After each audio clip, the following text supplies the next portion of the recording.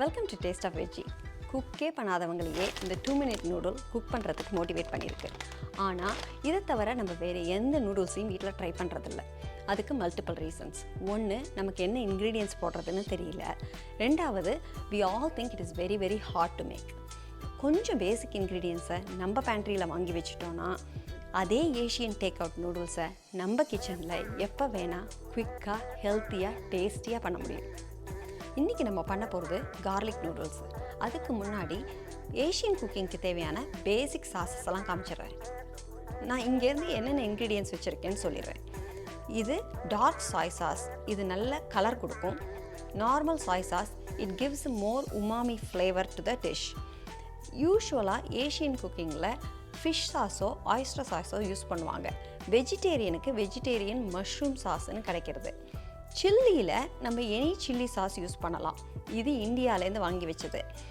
இந்த Korean chilli sauce நான் இன்றைக்கி யூஸ் பண்ண போகிறேன். இது பேர் கோச்சுஜாங்னு. It is a fermented chilli with a smoky flavour in it.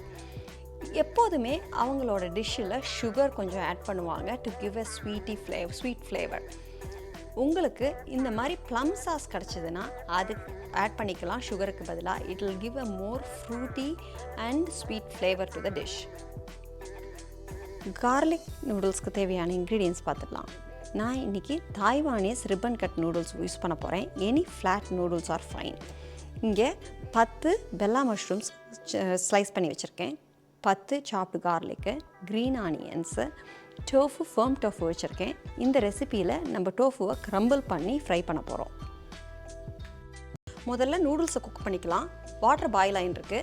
சால்ட்டை போட்டு நூடுல்ஸை ஆட் பண்ணிடலாம்.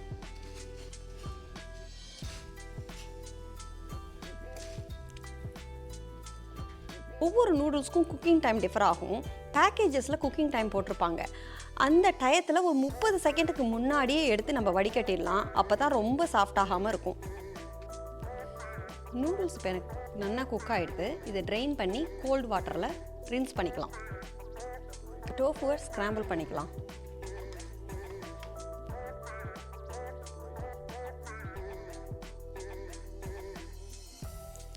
Dark soy sauce 1 tablespoon, normal soy sauce 2 tablespoon, vegetarian oyster sauce 1 tablespoon, chilli paste 1 tablespoon, sugar half a tablespoon add பண்ணிக்கலாம். நான் இங்கே plum sauce 1 tablespoon use பண்ணுறேன். இப்போ இது எல்லாத்தையும் ஒரு மிக்ஸ் பண்ணிக்கலாம். பேன் ஹீட் ஆன உடனே ஆயிலை ஆட் பண்ணி டோஃபுவை ஃப்ரை பண்ணிக்கலாம்.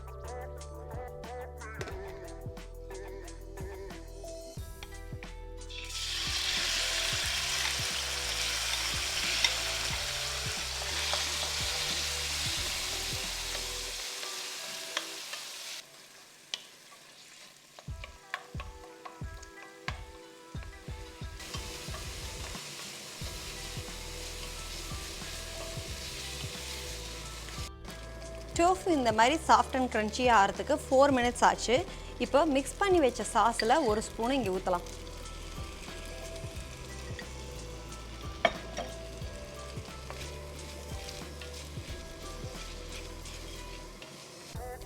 இப்போ சாஸ் ஆட் பண்ணி 1 minute ஆகிடுது. இப்போ இந்த டோஃபுவை இன்னொரு பிளேட்டில் ட்ரான்ஸ்ஃபர் பண்ணிவிட்டு இதே கடாயில் மற்ற இன்க்ரீடியன்ஸை போட்டு ஃப்ரை பண்ணிக்கலாம். கடாய் சுட்டு எடுத்து ஃபஸ்ட்டு ஆயில், கார்லிக் லேசாக வதக்கிக்கலாம். மஷ்ரூம்,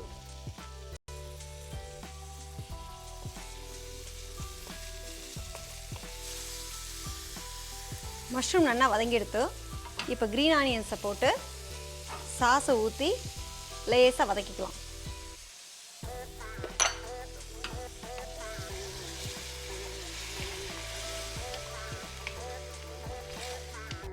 சாஸ் லேசாக பபிள் ஆன உடனே நூடுல்ஸை போட்டு டோஃபுவை போட்டு மிக்ஸ் பண்ணிடலாம்.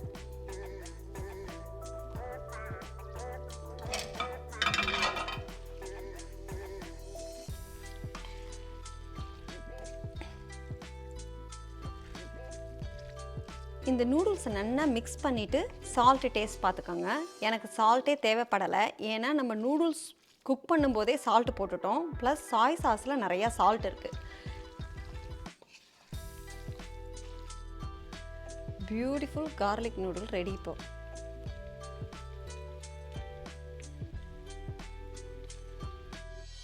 Why order out when you can make this in your own kitchen? இன்றைக்கி நான் அதை ஸ்டீம்டு ப்ராக்கலியோட சர்வ் பண்ண போகிறேன். இந்த வீடியோ உங்களுக்கு பிடிச்சிருந்ததுன்னா லைக் பண்ணுங்கள், சப்ஸ்கிரைப் பண்ணுங்கள், உங்கள் ஃப்ரெண்டோட ஷேர் பண்ணுங்கள். இன்னொரு டேஸ்டி ஹெல்த்தி மீலோட அடுத்த வீடியோவில் பார்க்கலாம். பாய்.